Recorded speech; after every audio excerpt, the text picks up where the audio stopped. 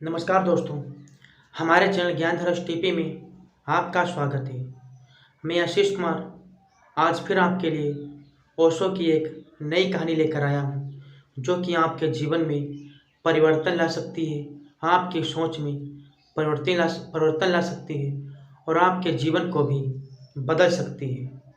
इसलिए इस ओशो की कहानी को आप लोग पूरा सुनें और वीडियो को अंत तक देखें, कहीं पर भी स्किप ना करें। यह कहानी आपके जीवन में परिवर्तन जरूर लाएगी। तो आइए अब हम आपको कहानी की ओर ले चलते हैं। जैसे कि एक गांव था और उस गांव में एक मोहन नाम का व्यक्ति रहता था और वह कोई भी काम नहीं करता था। इधर उधर घूमना, इधर उधर टहलना और लोगों से इधर उधर की बातें करना और इधर उधर राजनीतिक की बातें करना, बस यही था उसके पास।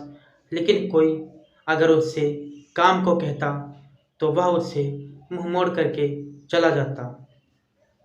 होता क्या है, एक दिन उसके माता पिता और उसकी पत्नी उसे बहुत कोसते हैं और बहुत कुछ कहते हैं कि काम धंधा नहीं करोगे तो आपका जीवन यापन कैसे होगा, बस इधर उधर बैठने से कोई काम नहीं चलेगा।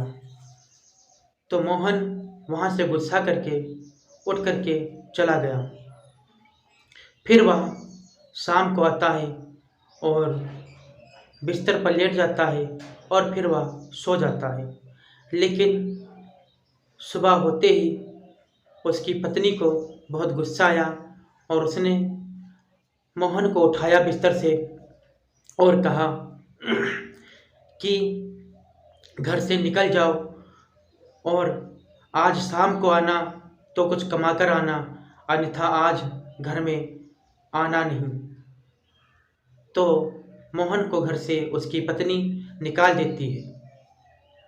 तो मोहन चला जाता है और जाते जाते वह जा रहा होता है तो एक जंगल पड़ता है। तो जंगल से होकर के वह जा रहा था, लेकिन उसने देखा कि एक मरा हुआ सांप पड़ा था।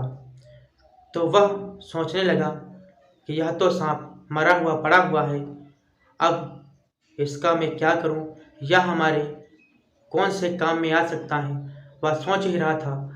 फिर उसके दिमाग में एक शैतानी विचार आया।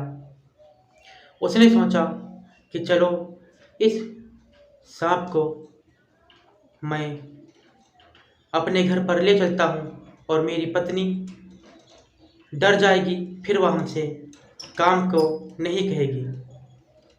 तो करता क्या है, मोहन उस सांप को एक डंडे से उठा करके अपने घर पर ले जाता है और उसकी पत्नी दरवाज़ा खोलती है और वह मोहन कहता है कि देख लो, मैं कमा करके यह सांप लाया हूँ। तो उसकी पत्नी ने उस सांप को देखा कि सांप मरा हुआ है, तो उसकी पत्नी नाराज़ नहीं हुई, वह प्रसन्न हुई और मन में सोचने लगी कि मेरे पति की पहली कमाई सांप के रूप में मिली है और मैंने सुना है कि कर्म का बहुत महत्व होता है। ईश्वर कहता है कर्म करोगे तो तुम्हें फल अवश्य मिलेगा। तो उसने क्या किया, उसी सांप को ले लिया और छत पर रख दिया। होता क्या है, कुछ दिनों के बाद एक बाज उड़ते हुए आता है और उस बाज के टोंट में एक हार था। तो जब उस बाज की नज़र मरे हुए सांप पर पड़ी तो उस हार को उसने वहीं छोड़ दिया और सांप को उठा लिया, चला गया। जब उसकी पत्नी छत पर चढ़ती है तो देखती है कि हार पड़ा हुआ है और वह उसे रख लेती है। थोड़ी देर बाद मोहन घर आता है तो उसकी पत्नी सारी बात मोहन को बताती है।